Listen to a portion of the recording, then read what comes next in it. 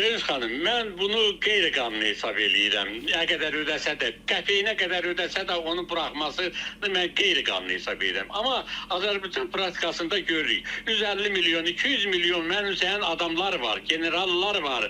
Onların əmlakı da hətta qaytarılması barədə də iddia qaldırdılar. Həbs olunmuş əmlakları barədə də iddia qaldırdılar. Və o adamların bir çoxu ev tutaqlığına buraxıldı. Yəni Azərbaycanda bu mümkündür.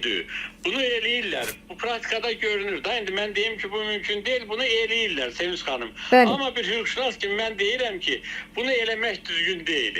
Belə cinayətkarları azadlığa buraxmaq, onlara hər hansı bir güzəşt eləmək mən hesab eləyirəm ki, düzgün deyil. O nətər ola bilər?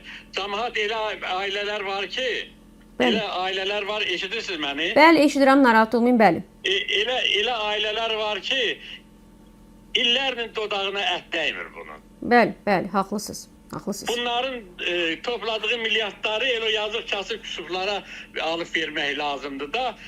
Məsələ, indi bunun həyat yoldaşı da Quran-ı Kərimdən ayələr gətirir. Utanmır, bu nə deməkdir? Əgər siz Quran-ı Kərimə hörmətiniz varsa, o topladığınız, uğurladığınız milyardlardan bu xalqın kasıb balalarına, xəstə balalarına hər hansı bir yardım göstərmişsinizmi? Yoxdur da, belə bir şey görmür. İndi siz dara düşəndə Qurana istinad eləyirsiniz. Bu düzgün deyil Sevinç xanım. Mən yenə deyirəm, oğrunun malı, mülkü hamısı müsadirə olunmalıdır dövlətin xeyrinə və o qaytarılan məbləğdən də Azərbaycan vətəndaşlarına pul çatmalıdır. Niyə?